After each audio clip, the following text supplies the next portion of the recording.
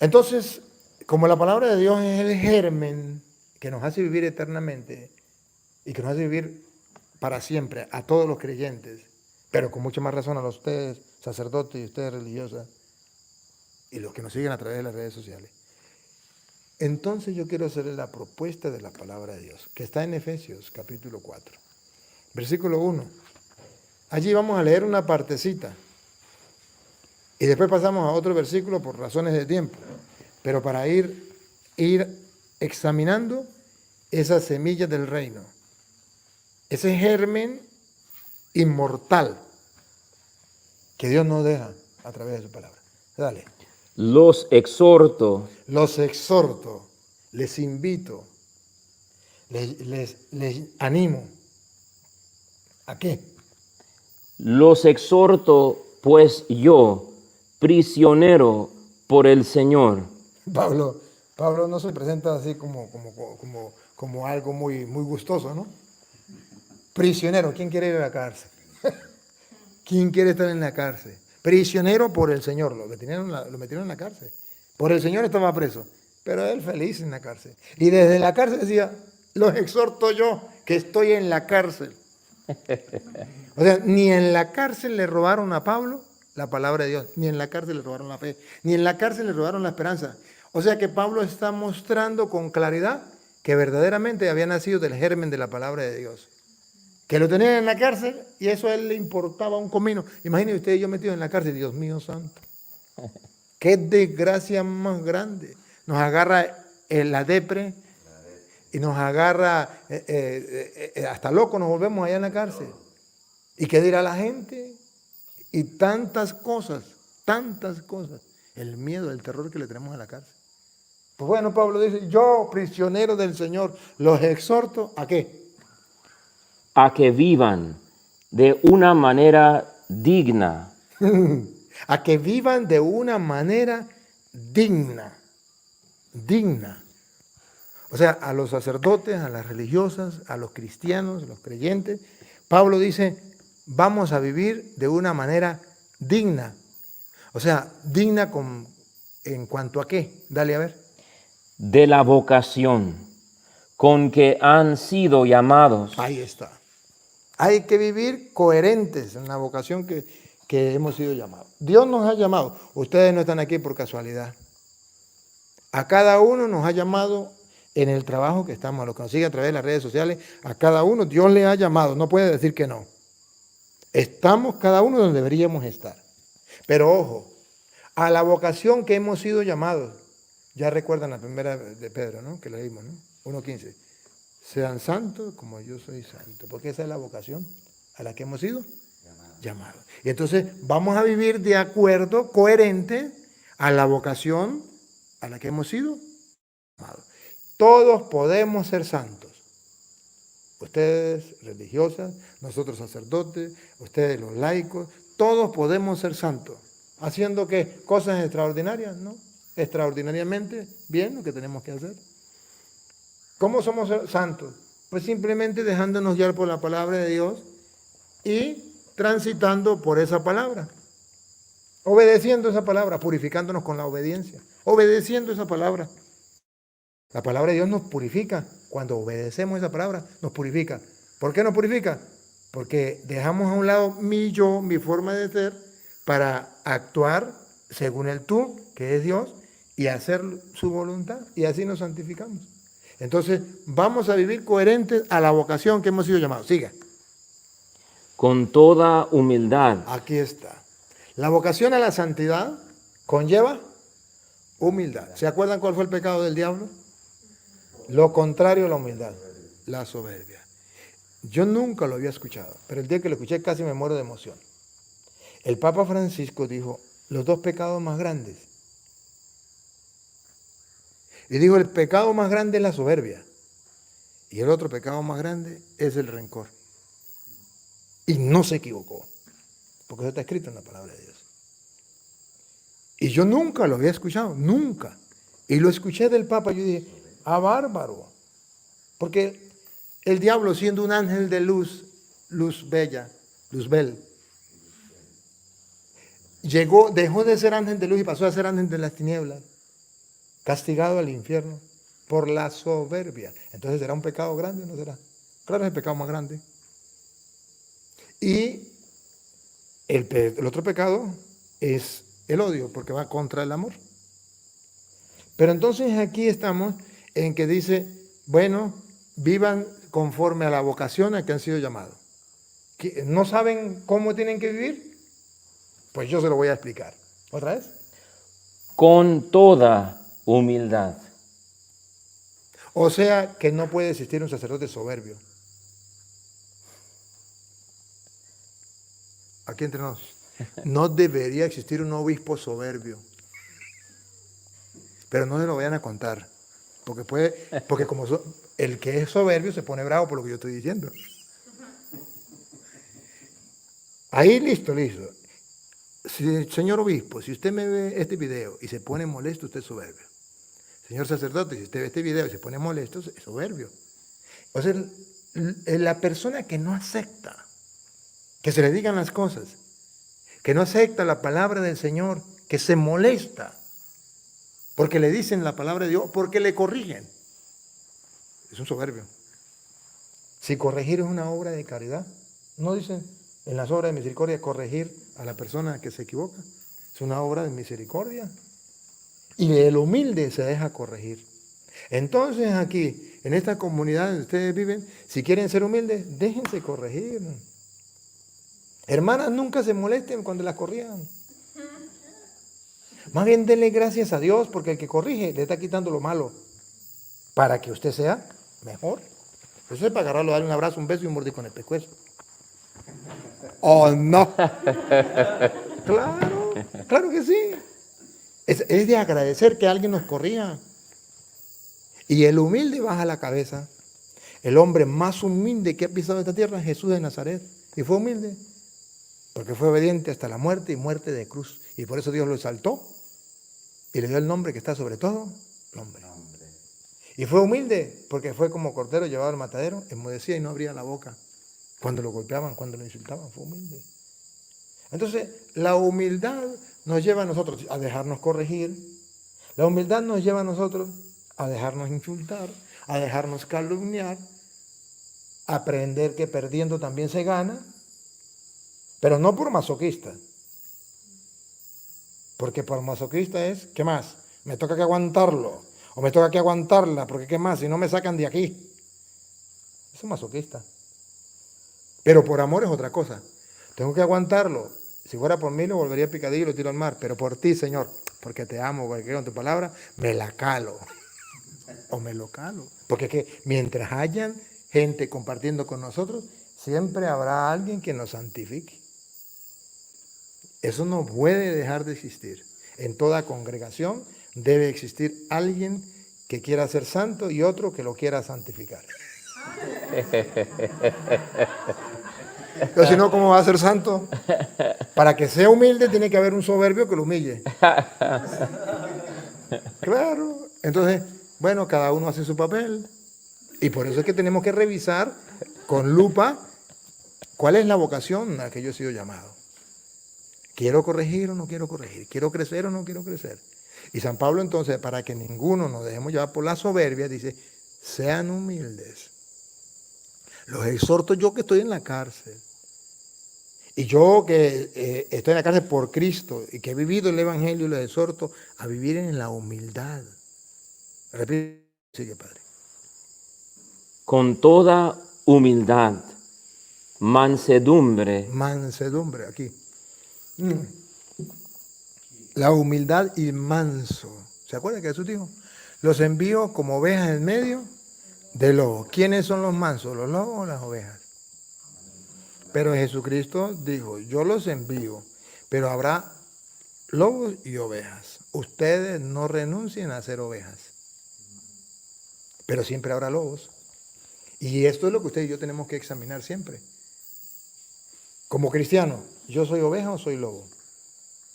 El lobo destruye al otro. Yo estoy en la comunidad, en la familia, en el hogar, destruyendo al otro. El lobo humilla al otro. El marido lobo destruye a la mujer, insulta a la mujer, maltrata a la mujer. La mujer que es oveja, baja la cabeza. O al revés, la mujer que es una loba, destruye, humilla, desprecia al marido. Pero el hombre que es un cordero baja la cabeza. Y nosotros también en la vida religiosa igualito. Tenemos que aprender.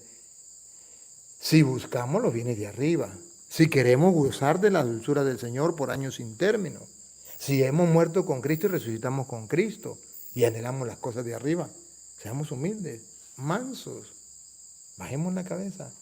Aprendamos a perder. Hay un lema muy lindo, perdiendo también se gana. Jesús perdió. Al Papa lo criticaron, porque dijo que Jesús en la cruz había sido derrotado. Perdió, humanamente. Pero perdiendo también se gana. ¿Perdió o ganó? Ganó. Perdiendo también se gana.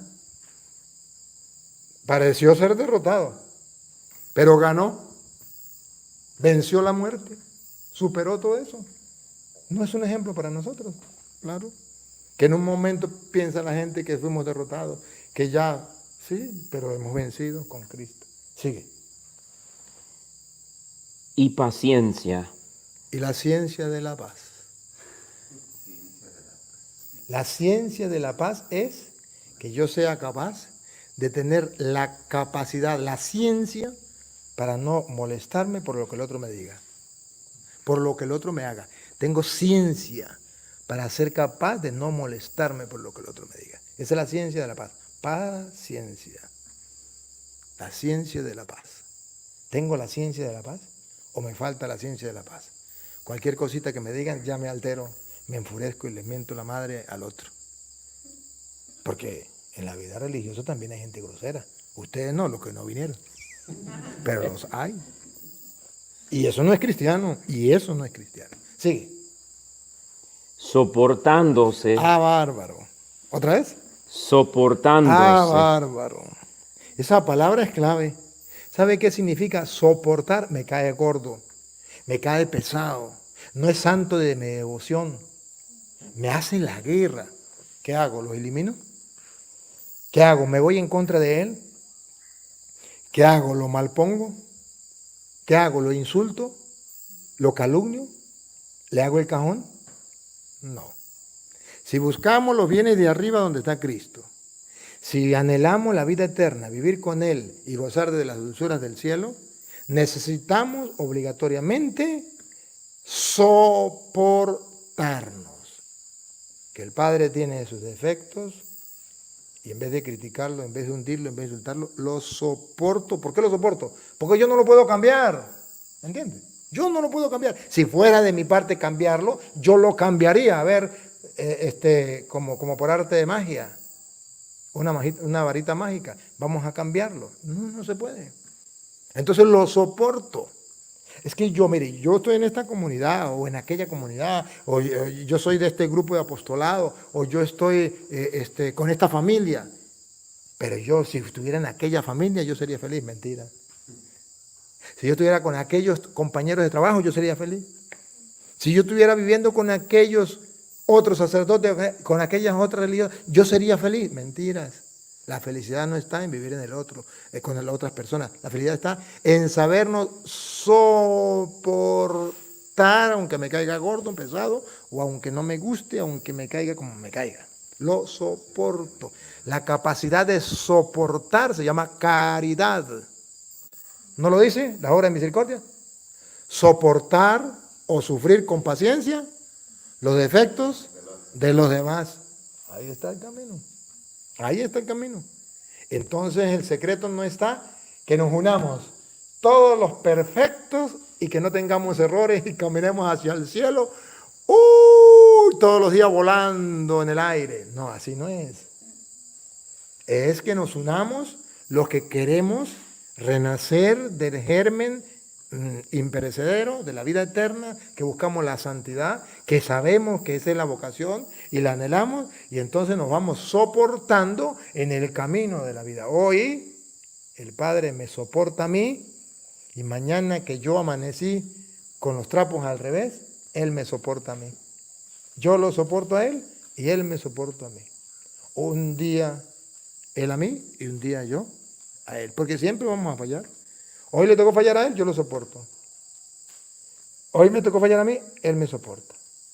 Entonces necesitamos soportarnos. En todo campo. En todo campo. Si quiere usted lo marca aquí y miremos cómo dice Gálatas 6:1.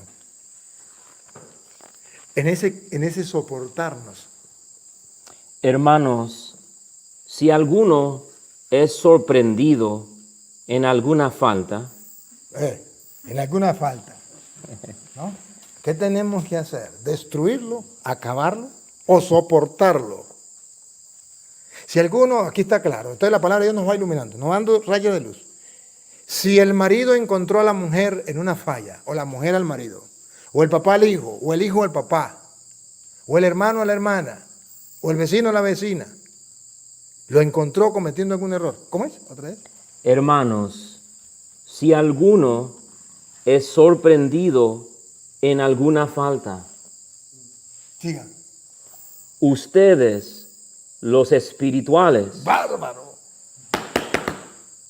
Está hablando a los espirituales, los que nacieron del germen del espíritu. A los que nacen de la palabra, a los que buscan la santidad del reino de los cielos. A los que anhelan hacer la voluntad de Dios y obedecer sus mandatos. Para no morir como la flor del campo, que hoy hay y mañana se marchita.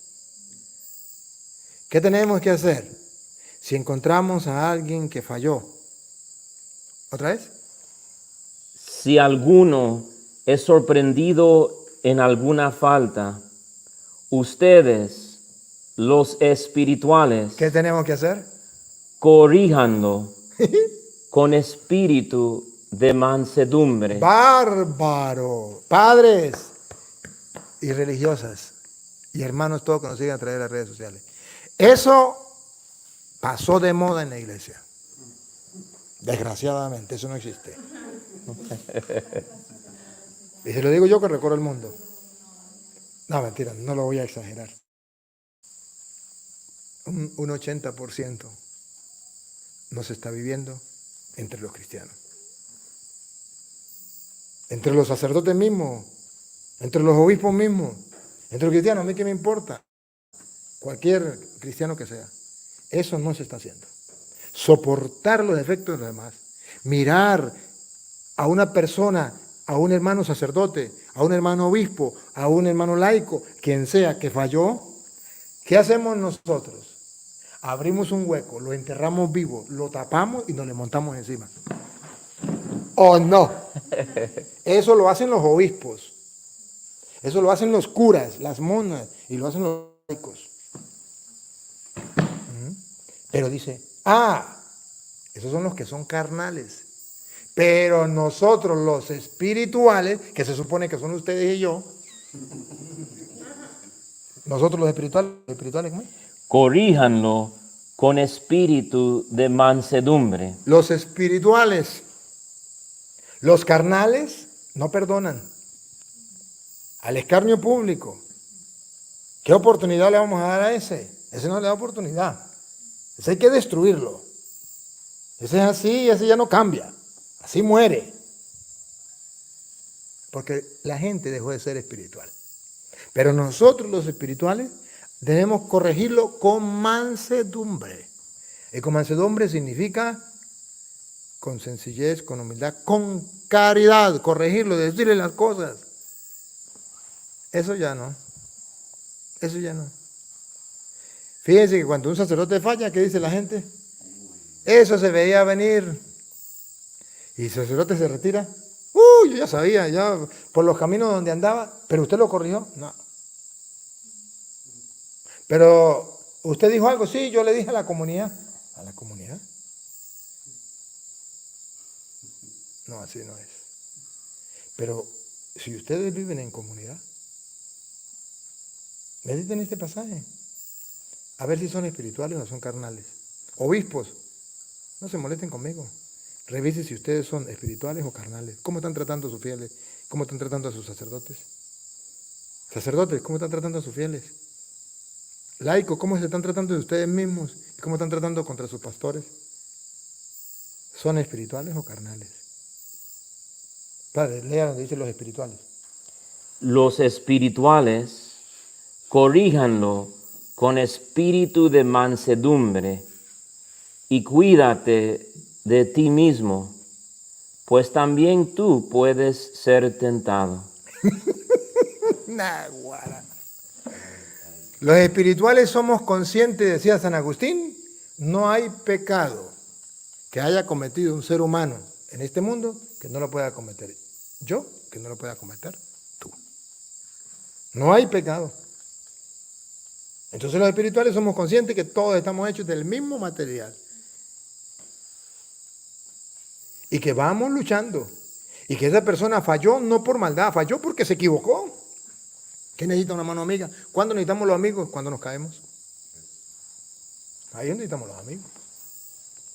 Aprendamos de Jesús a perdonar. Esta mujer la encontramos en el flagrante adulterio y la ley dice que hay que acabarla. Y la ley decía que había que acabarla. ¿Tú qué opinas? Opino que el que no tenga pecado que le tire la primera piedra. ¿Dónde están los que te condenaron? Yo tampoco te condeno. Ah, bárbaro. Jesús fue espiritual. Corrigió con mansedumbre. ¿No es el ejemplo para nosotros? Dios mío santo, que nosotros volvamos a recuperar la vida espiritual y que seamos espirituales como Cristo y que nos dejemos guiar por la palabra de Dios para nacer del germen de la palabra de Dios y no ser como la flor del campo que hoy es y mañana se marchita. He recorrido el mundo y he visto, por ejemplo, muchos obispos ser incapaces de practicar la caridad con sus sacerdotes. Y los han tratado como lo peor y no les han brindado oportunidad, ni los han corregido con mansedumbre, sino como jueces verdugos, olvidándose de que son del mismo material. Recuerdo una vez un sacerdote me decía, qué triste, yo fallé en esto, reconozco que fallé, mi obispo ni siquiera me escuchó, me destituyó, no me dio oportunidad. Pero ¿sabe cuál es la desgracia más grande? O lo que siento más por dentro.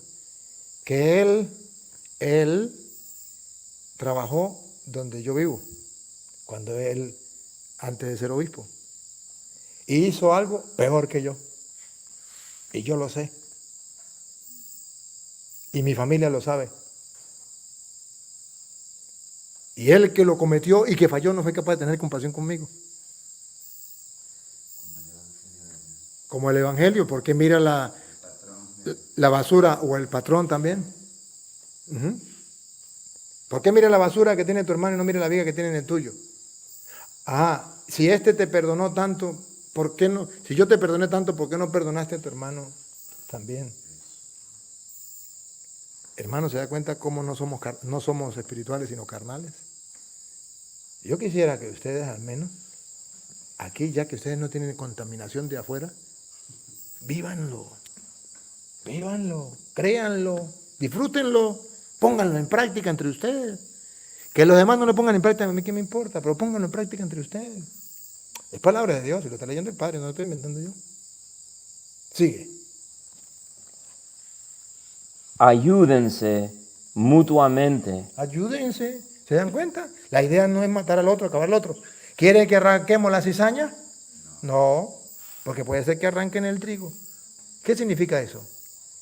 Que esa persona muy mala, mañana puede ser una santa. Un San Agustín lo hubiesen arrancado cuando era malo. Un San Pablo.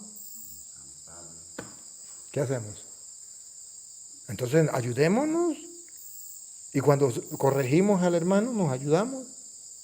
Seguimos el camino de la santidad. Sigue.